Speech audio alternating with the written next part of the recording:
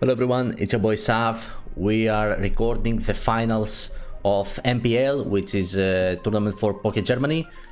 It's a team tournament. I'm playing for Team Gengars. My opponent is playing for how the team called? Ursa Rings, I don't know, something like that. Some bears. Bollerman, Beerberman, I don't know, some German shit, bro. I don't know, man. But yeah, we're in finals. I'm playing versus Fogbound Lake. Yeah, we just finished our game, so I wanted to record it and get a little bit about, talk about a little bit the thought process and the reason we did our things. So let me switch sides. Whoop. If you like this type of content, you find it helpful, maybe educational, maybe it's helping you develop deeper thought process and everything. That's the goal, at least. I'm also flexing when I win. These are the two goals. But yeah, feel free to subscribe and like the video if you like that type of stuff, or let me know in the comments that I should be recording more tournament games and analysis. But with all that said, let's talk about the game. So I'm loading some Kirim balance. It's a very heavy team. I'm using Never Melt Ice Dragon Dance Special Kirim. Now you might be thinking, why are you Dragon Dancing and you don't use physical attacks? Because physical attacks on the Kirim is garbage, so I'm just bluffing. Because otherwise they would be thinking, oh, Golden Go can check a Dragon Dance Kirim because I don't have Earthquake or I need to Terra. Nope, I just spam strong Earth powers and I even have Terra Ground, which is nice. So I'm using that. Defensive Hex, Golden Go, Spedef Clef with T-Wave and Knockoff, Max Speed, Temper Flare Task, and Cinderace with 3 attacks. Then finally Max Defense, physical Dondozo. Hold on, let me whoop on loop. There you go. Okay, let's have the music on loop. But yeah, my opponent is using hyper offense. I was expecting something like that. I was either bringing something that would be offense but even better versus opposing offense, or I would be bringing, or I was gonna bring this. I decided to bring this because first of all, I'm more comfortable with it, even though I don't use usually very defensive stuff, but it also checks offensive stuff, especially unexpected stuff, for the most part. Like, even if I lose, for example, Kirim turn 1 into some random shit, then I still have like the defensive core of Spedef Clef and Dondozo to be able to check most threats. So it's not very easy to surprise and break through this core, because it doesn't matter if you're Terra Ground, for example, on the Moth, or if you're like physical special on the Valiant, because I do have solid checks for both. I have sturdy checks. That was the idea. Of bringing something solid defensively versus Fogbound Lake. He brought kind of what I expected, and obviously I'm not gonna say I expected Mimikyu, but I expected offense. I expect all these mons except Moth. I don't know how I didn't see in the preparation that my team is so weak to Moth. Jesus fucking Christ, bro. Look, what is my checked Moth? Kira maybe can survive one, unless he's like Terra Fairy. Clef is getting destroyed by what's called Sludge Wave. Yeah, Feast of Dondozo. I don't like Moth matchup. Rest, I'm fine. Where's the rest? I'm fine. I have a solid check for Gouging Fire. I have a solid check for Landorus. Valiant, no matter what it is, special, physical. I have Dondozo, Clef, Golden Go, which is as good as it gets. And then Samurott I can outspeed if he's not Scarf. If it's like lead, I can core change the hazards. Not that bad. Mimikyu, I have a Dondozo. I'm fine. I'm living my life. I don't give a shit. So lead wise, I'm thinking Kirim is like very good. I can destroy Samurott, especially if it's not Sash, and even if it's Sash, Ceaseless Edge plus Sakura Punch is not gonna kill me, so that's good. I can freeze dry twice and only allow 1 hazard that I can core change after. It's good versus Moth because I can Earth Power that unless he Terras, and only Fairy would be annoying. Mimikyu would be the worst case lead versus my Kirim, but I can switch. I have Dondozo, I have a Clef, I have a Cinderace, I have a lot of stuff. More likely Cinderace on the play rough, and you turn into Dozo. Break the thing, unless he's like red card. So maybe actually Dondozo is the better play then, because I hit after them. So yeah, I'm gonna lead Kirim. He's gonna lead Moth. I'm immediately thinking the only reason you lead with this is Terra Fairy. Anything else does not do shit to my Kirim, and even Terra Fairy does not kill. So you'd have to go for 2 attacks. And if you go for this, you Terra turn 1. So and I can survive versus Kirim because without my Kirim, because as I said, I still have the very defensive core in the back that I can live through most things. And it is worth getting rid of this Iron Moth, which, as we said, is the biggest threat to my team. So maybe I should have Terra'd here, but I did not, and see what happens. He Terra Fairies right here immediately, turn 1. Almost nukes my Kyurem. I go for the Earth Power, it does 30%. So yeah, garbage. I have to sack my Kyurem, but we wasted his Terra and he boosted energy speed, which means now Fireball kills, and I live every hit. As he's gonna switch into his Samurott over Landorus.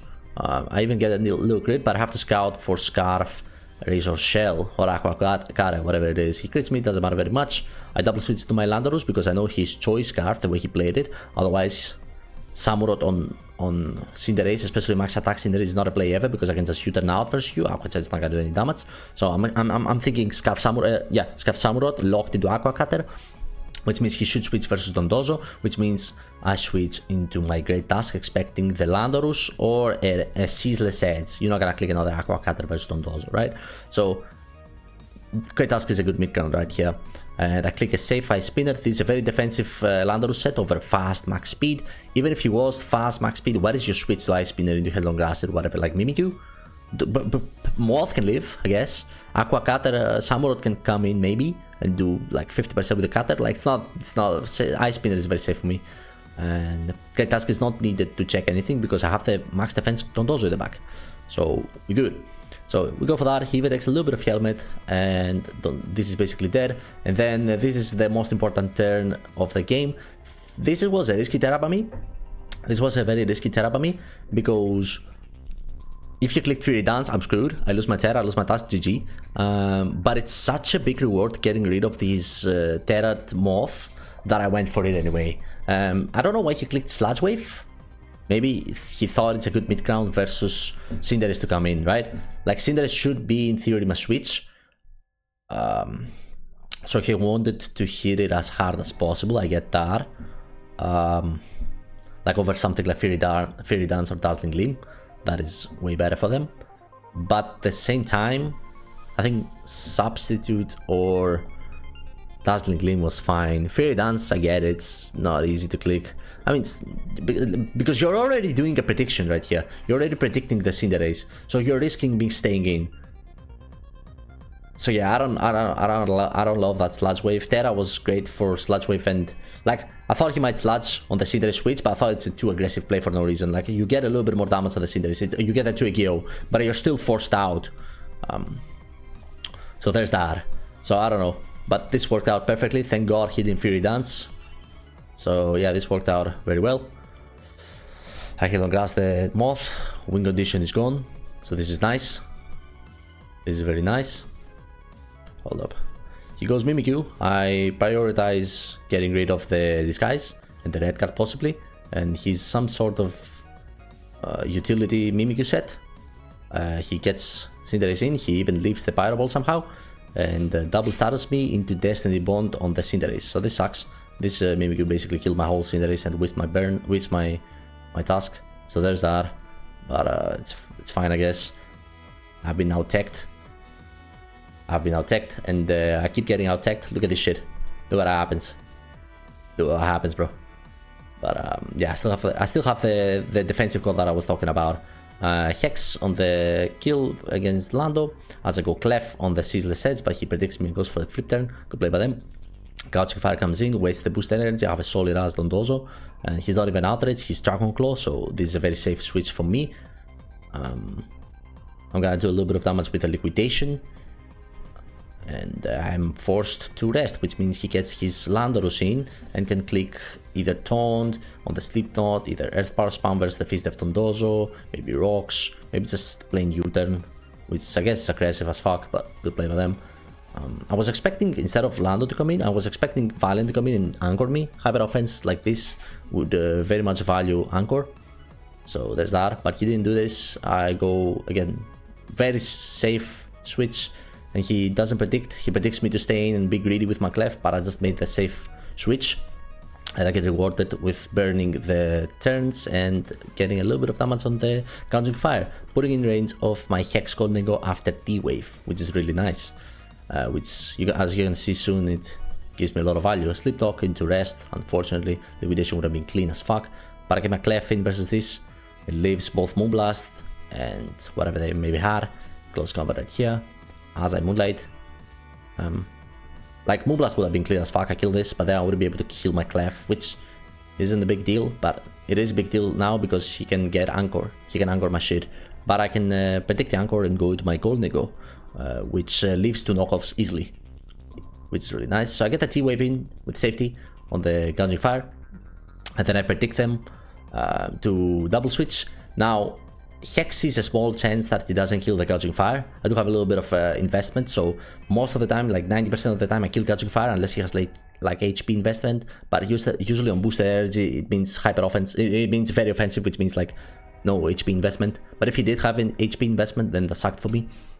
But it was at all because I didn't have too much special attack. I was mostly defense and speed investment, and I didn't have enough speed to T-Wave the Samurott, unfortunately, because it would still outrun me by 2 points. So there's that. But I did have a little bit of special attack to be able to kill the Gouging Fire at this point, which is really nice. So he expected me to switch. Maybe he even calced. Maybe, I don't think he calced, to be honest, because he doesn't have any time. That's the bad thing of playing with 5 seconds every turn. But maybe he calculated before, and that's why he's on 5 seconds. It is what it is, although I don't think he had the info.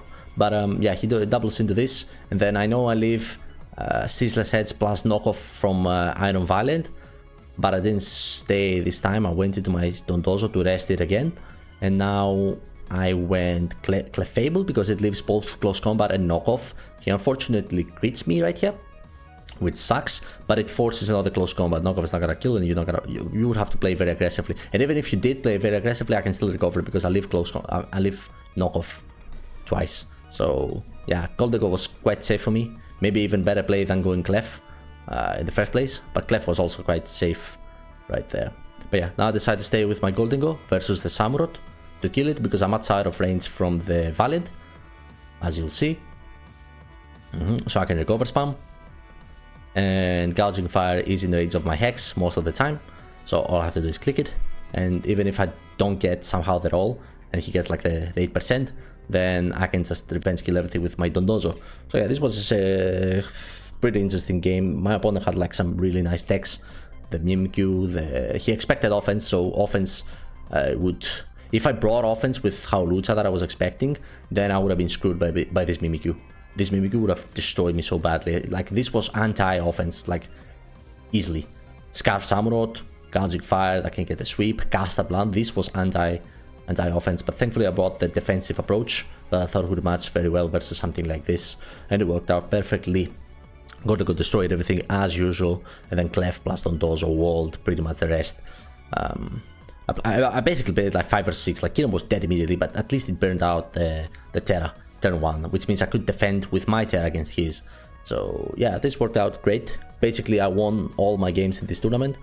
So I have the best record in the tournament, and I pray that my team wins as well, because this is a team tournament. Even if I win all my games, it doesn't mean that my team is gonna win, but I have faith. I want the custom avatar with a Gengar. It's gonna be clutch. It's gonna be nice as fuck. But yeah, this was the game. I'm very happy with my run this tournament, and yeah, excited to be playing more. Not this tournament, but in general tournaments. But yeah, this was the game. Hope you liked me explaining the thought process. And yeah, I'll catch you with maybe Shonen Live later in the week, like tomorrow or some days after. But yeah, happy Easter for those who celebrated, and have a good day, everyone else. Bye bye.